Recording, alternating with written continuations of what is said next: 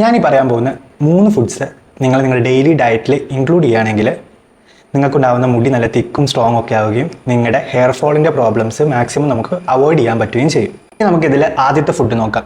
First വണ്ണാണ് pumpkin seed അഥവാ മത്തങ്ങയുടെ കുരു. ഈ പംകിൻ സീഡ്സ് മഗ്നീഷ്യം, അതുപോലെ തന്നെ zinc, omega-3 fatty acids, protein, iron ഇതിൻ്റെയൊക്കെ ഒരു റിച്ച് സോഴ്സാണ്. കൂടാതെ തന്നെ മത്തങ്ങയുടെ സീഡ്സിലുള്ള ഫൈറ്റോസ്റ്റെറോൾസ് എന്ന് പറയുന്നത് നമ്മുടെ കഷണ്ടിക്കൊക്കെ കാരണമാവുന്ന ഡൈഹൈഡ്രോക്സി ടെസ്റ്റോസ്റ്റിറോൺ എന്ന് പറഞ്ഞ കോമ്പൗണ്ടിൻ്റെ പ്രൊഡക്ഷനെ കുറയ്ക്കാൻ ഹെൽപ്പ് ചെയ്യും. രണ്ടാമത്തെ ഫുഡാണ് ചിയ സീഡ്സ്. ഈ ചിയ സീഡ്സ് നമ്മുടെ ബോഡിയുടെ ഹൈഡ്രേഷൻ ലെവൽ മെയിൻറ്റെയിൻ ചെയ്യാൻ സഹായിക്കുന്ന ഒരു ഫുഡാണ്. അതുപോലെ തന്നെ ചിയ സീഡ്സ് അടങ്ങിയിരിക്കുന്ന അയണും അതുപോലെ തന്നെ omega-3 ഫാറ്റി ആസിഡ്സിനും നമ്മുടെ ഹെയർ ഗ്രോത്തിന് ഹെൽപ്പ് ചെയ്യുന്നതാണ്. ഇനി നമുക്ക് മൂന്നാമത്തെ ഫുഡ് നോക്കാം. മൂന്നാമത്തെയാണ് സൺഫ്ലവർ സീഡ്സ്. സൺഫ്ലവർ സീഡ്സിൽ ബയോട്ടിൻ, അതുപോലെ തന്നെ സെലീനിയം, omega-6 ഫാറ്റി ആസിഡ്സ് ഇതിൻ്റെയൊക്കെ റിച്ച് സോഴ്സാണ്. വൈറ്റമിൻ ഇ ഒരു ആൻറ്റി ഓക്സിഡൻ്റ് ആണ്. അത് നമ്മുടെ ബോഡിയുടെ ഓക്സിഡേറ്റീവ് സ്ട്രെസ് കുറയ്ക്കാൻ സഹായിക്കുന്നു.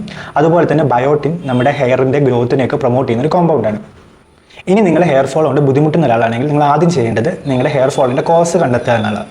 മിക്കവാറും കേസുകളിൽ കോസായിട്ട് കാണുന്നത് അനീമിയ, അതുപോലെ തന്നെ വൈറ്റമിൻ ഡെഫിഷ്യൻസീസ് അല്ലെങ്കിൽ തൈറോയ്ഡ് പോലുള്ള ഹോർമോണൽ ഇംബാലൻസസ് ആണ്.